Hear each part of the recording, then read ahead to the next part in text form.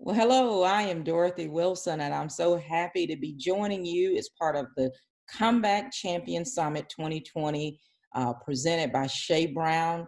I'm sure you guys are learning a lot. You've heard some great speakers, great presenters, some coaches, and I am looking forward to sharing with you about how to turn your setback in 2020 into a setup.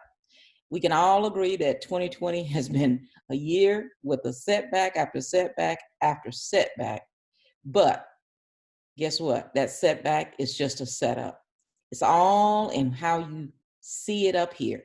Okay? The harder the setback, the bigger the comeback. So you've been handed a furlough. Check. Heard that one. So your hours have been cut. Check. Heard that one too. Your unemployment's run out. You don't know what's going to happen next. Check. I've heard that. And what about this one? My company folded. Just could not work it out through COVID. Couldn't survive. Check. I've heard that too. But this just might be an indication to you that it's showtime.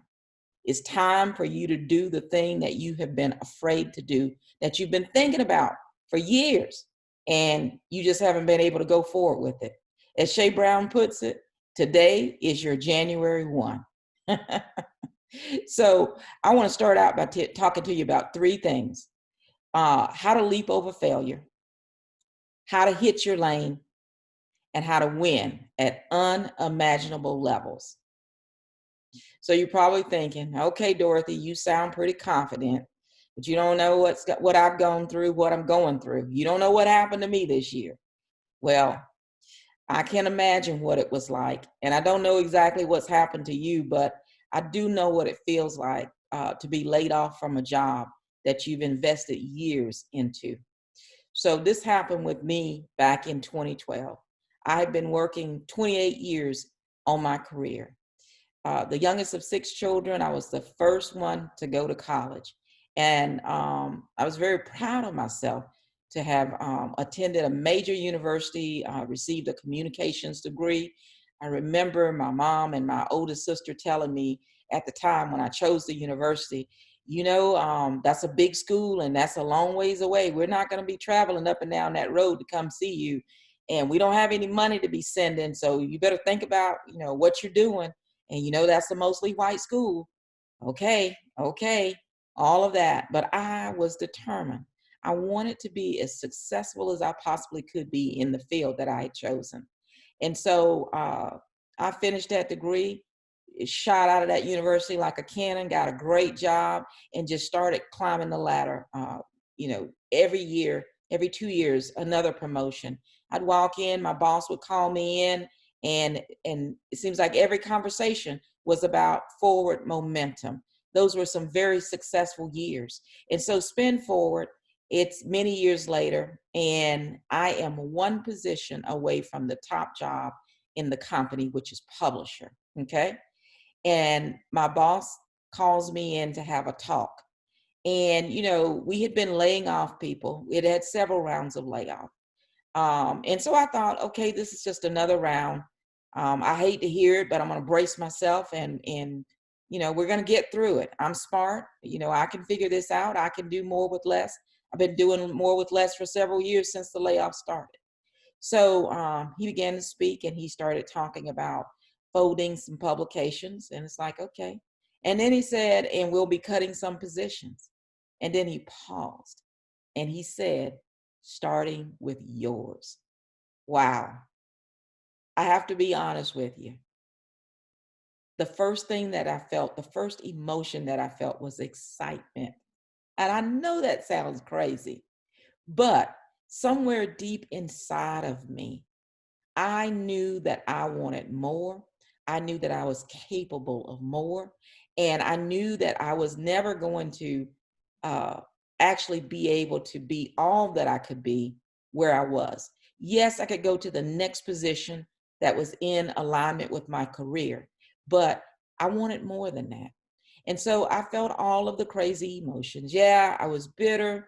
I was angry. I felt rejected. I felt hurt. I felt it, some days I felt like I can't believe this. I thought I would be the last one who would have the keys to lock the door when they closed the building down. And here I was at age 50 looking for a job. Wow. Well, when life hands you a setback, it's your turn to recognize and to realize that may be exactly where you need to be, exactly where you need to be. If that had not happened, the things that I'm doing now, I just wouldn't have been able to do them, because you see, my head was in this box, which was that job description, and what was expected of me in that job description. And so what I did is I actually became my own. I became an entrepreneur, owning my own company, and I didn't even know I had it in me to do that. I didn't know anything about starting a business. Yes, I was a great project manager. Yes, I could run departments. Yes, I could run multiple divisions of the company, but own my own business, start my own business. I took a leap. And so Gulf Coast Woman Magazine, which is a regional publication, we reach about 35,000 people with each copy, 113,000 monthly on social. And so very successful magazine company. And then a few years later, I teamed up with Karen Cherry, and we started the Success of Women's Conference. This conference is global this year. October 5th through the 11th, we will be reaching women, impacting women across the globe, thousands of women. And if you have not registered for that conference, you need to go ahead and do so. Successconference.info. Go online and get signed up. You don't want to miss this. This has been named one of the top 10 conferences for business women in the US. And then book projects. I've written several books. I've produced books for others. Never would have done that had I still been in my newspaper job. I have a new book that will be releasing later this year. It's called Living Your Faith Out Loud. So excited about this project. Also, my influence across the state, not just in the local area, but across the state and across the US has grown since I left that job. Last year I was named one of 25 top African Americans in the state of Mississippi. What an honor. I was just so surprised and so pleased. I was named the SBA Women Business Champion. And this year I'm serving as president of the Mississippi Gulf Coast Chamber of Commerce. So many accomplishments, so many opportunities. I'm coaching and I'm developing other leaders. I'm helping women who are starting companies. I'm helping them to grow their companies. I'm helping them, getting in the lane with them and helping them run their race. I am doing what I'm truly passionate about. And I never would have been able to do that had I not had the mindset that being dealt a blow in my career, seeing that and using that as the impetus to leap forward and be the best that I could be. And so with that, let's kind of bring this thing around here. So in life, you're gonna have a setback, okay? Those are gonna happen. But I want to propose something to you. Before that setback, there usually are some signs, some indicators. The question is, are you paying attention to those indicators? Now, some of you, as you listen to this, you're wondering about your security in your job. You're wondering about your next step. So you sitting there, or your job has already been eliminated, or COVID has killed your company, and you're trying to decide, what are my next steps? Pay attention to the voices that are inside of you. Those are your signs. Those are your indications that you need to build your own. So does everybody need to become an entrepreneur? No, that's not what I'm saying. Career track is great. I applaud those who love the career that you're in. But what I want you to do is I want you to expand beyond the job title that you have. And if you've left a job voluntarily or involuntarily, I want you to begin to think that you can own your own company. You can own your own business. And so quit waiting for somebody else to be the hand of destiny in your life. You don't have to wait anymore. 2020 is your year, okay? It's time for you to master your mind and own your success. It's time for you to discover your lane and know true success. And thirdly, it's time for you to work your plan and run past the fear. I challenge you, stop being what someone else thinks you are and become you.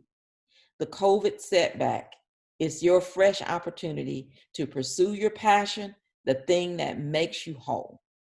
So I know so many career women who are walking around just like zombies. You're just kind of stuck. Go ahead, write the book, start the business, go back to school, change your career path, lose the weight, whatever it may be. It may be a career goal or personal life goal. Whatever it is, it's time. On the other side of the setback, that's where you discover true joy for what you do and who you are. And you know what? That's what life is all about. Life is not all about work as hard as you can, and then you get to the end of the race and you look back and you don't feel good about anything that you've accomplished. The only thing you can see are your regrets and the things that you wished you had done. It's time to go ahead and do those things now. So you've been through the fire in 2020. Now let's go forward. First thing, master your mind. Master your mind. Realize that you've been in a box and determine that you will kick that lid off. You've been boxed in with thinking that you were the job description, the job that you did. You've been boxed in by that college degree that has not yielded the job that you're passionate about. Some of you have been boxed in by negative words that others have spoken over you. You'll never get that kind of job. You don't know anything about starting a business. Well, I didn't either, but guess what? You can learn. Stop the negative self-talk too. Wake up in the morning and just start saying that you can and you will do whatever it is you desire to do. The first three people who believe in you, find three people who believe in you and ask them what they see in you. Ask them what do they see greatness within you and what does it look like? And ask them what could they see you doing. They'll tell you. All right. So if you can master your mind, you can own your success. Let me say that again. If you can master your mind, you can own your success. You can define success on your own terms. And that means taking control of your thinking, of your thoughts, taking control over what you think you coulda, woulda, shoulda been, and really, really thinking about what you're passionate about and connecting that to your actions, the things that you do the rest of this year and into next year. Number two, discover your lane. Each one of us has unique strengths, and those strengths help you become the best version of you, and they help you to maximize your potential. If you've never done this, I really, really encourage you to take the Clifton Strengths Finder assessment. Clifton Strengths Finder assessment. And that assessment is going to tell you what your high fives are. These are the things that you're best at. These are the talents that you're best at. And when you're doing these 5 things, these top things, you will love your work and you'll walk every day in what you're passionate about. Life's too short to work a 50-hour week doing something that doesn't feed your soul and fuel your dreams. So discover your lane and know true success. Match those gifts, match those talents to a job or a business opportunity that you're truly excited about, where you can excel every day. Number 3, work your plan. Work your plan. Now, sometimes we can sit around and for years we can journal and we can post on social media about all these great ideas and these passions that we have. And we want people to affirm us and like it and share it and encourage us, whatever reason you might want to post or write these things down. But if you don't work your plan and if you don't write your plan, chances are you'll never move forward in it. So here's what I want you to do. I want you to take out a notebook or a journal and write down where you want to be 1 year from now. Make it detailed. And then when you finish that, write down where you want to be 3 years from now. And when you finish that, write down where you want to be 5 years from now. Okay? So once you've done all of that, I want you to take those pages where you wrote down year 1 and year 3 goals, and I just want you to throw them in the trash. Now I want you to get out a fresh set of paper, and then I want you to rewrite your 5-year goal and stretch yourself.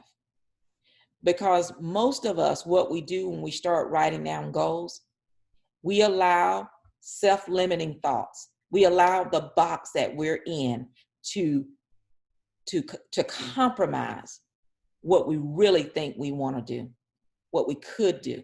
So I want you to stretch yourself about that 5-year goal. I mean, really put yourself out there. And these are some questions you might want to ask yourself. What kind of work do I want to be doing?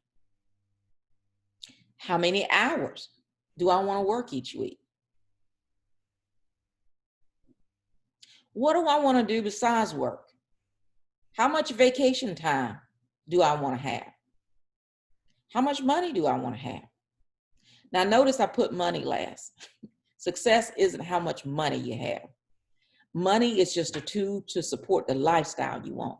So once you're ready, you really are able to capture what you want and where you want to be in 5 years.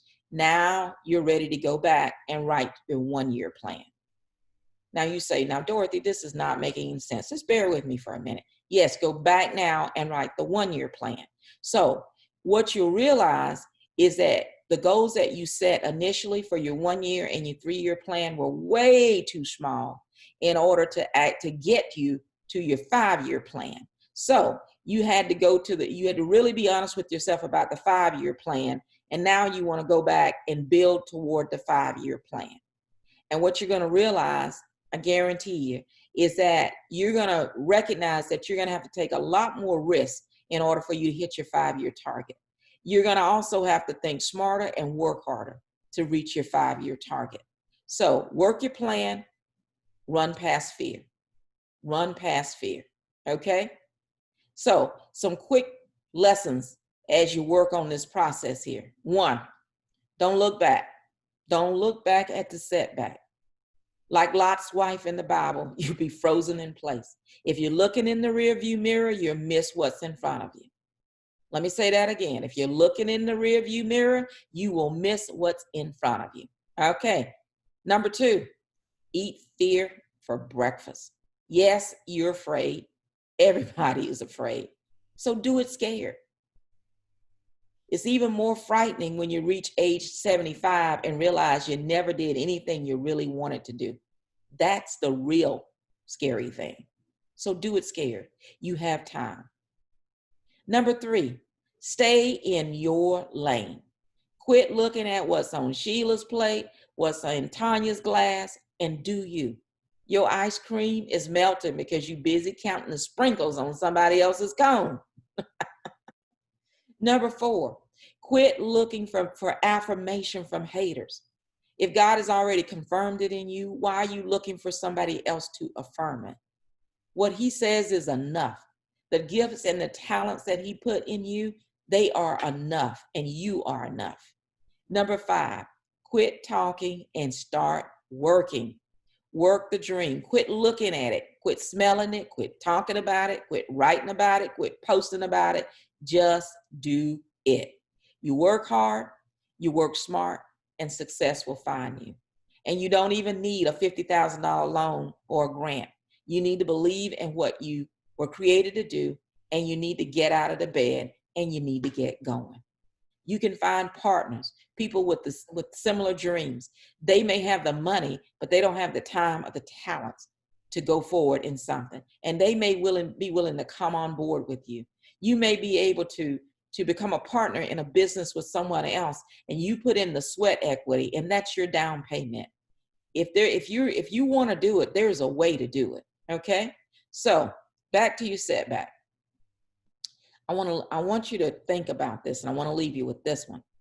It's not the why that the setback happened. It is the what. You will miss the lesson in the setback if you keep asking why. The question is, what's next? So the question is not why, the question is what. Let's get after it.